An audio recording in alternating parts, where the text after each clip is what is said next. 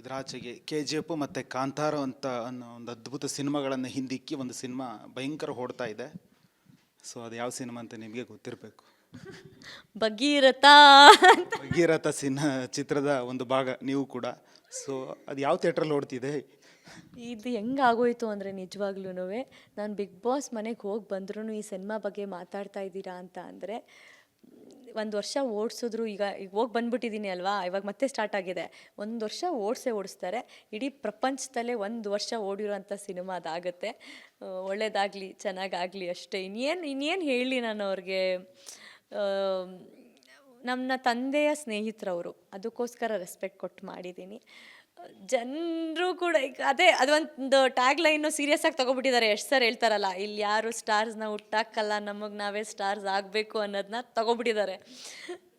ಯಾರು ಬೆಳೆಸಿಲ್ಲ ಅಂದ್ರೇನೋ ನಾನೇ ಬೆಳಿತೀನಿ ಅನ್ನೋ ಮಟ್ಟಿಗೆ ಹೋಗಿದ್ದಾರೆ ಅವರು. ಎಲ್ರಿಗೂ ಅದೇ ಚರ್ಚೆ. ಯಾವ ಥಿಯೇಟ್ರಲ್ಲಿ ಓಡ್ತಿದೆ ಭಗೀರಥ? ಅಂದರೆ 300 ದಿನ ಓಡ್ತಾ ಇದೆ, 350 ಯಶಸ್ವಿ ಪ್ರದರ್ಶನ ಅಂತ ಯಾವ ಥಿಯೇಟ್ರಲ್ಲಿ ಇದೆ ಏನು ಅಂತಂದ್ರೆ, ನೀವು ಆ ಸಿನಿಮಾದಲ್ಲಿ ಇದ್ದೀರಿ ಅನ್ನೋ ಕಾರಣಕ್ಕೆ ಈ ಪ್ರಶ್ನೆ ಕೇಳ್ತಾ ಇದ್ದೀನಿ. ಯಾವ ಥಿಯೇಟ್ರಲ್ಲಿ ಓಡ್ತೀನಿ? ನನಗೆ ಡೌಟು, ಯಾವ ಥಿಯೇಟ್ರಲ್ಲಿ ಓಡ್ಬಿಡ್ತು ಅನ್ನೋ ಡೌಟ್ ನನಗೇ ಇದೆ. ನಾನು ಇವಾಗ ಟೀಮ್ ಜೊತೆ ಫೋನ್ ಮಾಡಿಬಿಟ್ಟು, ಸರ್ ನನಗೆ ಲಿಸ್ಟ್ ಕೊಡಿ ಸರ್ ಪ್ಲೀಸ್, ಯಾವ ಥಿಯೇಟ್ರಲ್ಲಿ ಓಡಿದೆ ಅಂತ ಹೇಳಿಬಿಟ್ಟು.